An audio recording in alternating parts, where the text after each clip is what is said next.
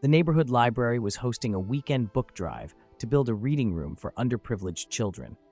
Local families dropped gently used books into the collection boxes, some tossing in $5 or $10 for new supplies.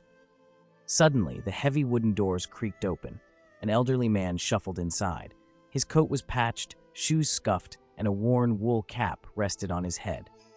3 volunteers near the entrance exchanged glances. One whispered loudly, "Great!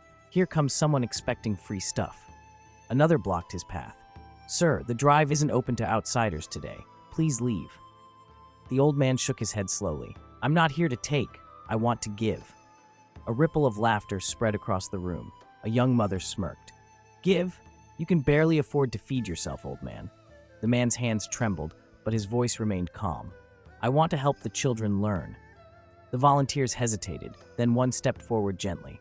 "Please, everyone, let him donate. No one should be judged for how they look." The man reached into his coat pocket with shaking hands. Slowly, he pulled out a worn leather envelope and placed it on the collection table. A volunteer opened it, eyes widened. "A $1,500? All in cash?" The room fell silent. A young librarian whispered, "I only brought $50. How does he—" At that moment, the library director stepped out from the back office. His face lit up when he saw the man. "Mr. Thompson, you're here?" His voice cracked. "Do the rest of you know who this is?" For 40 years, he has quietly tutored children in this neighborhood after work, never asking for recognition. When the library burned part of its roof 5 years ago, he donated his entire retirement bonus to rebuild it. He has given tens of thousands over decades, often skipping meals himself to save for others.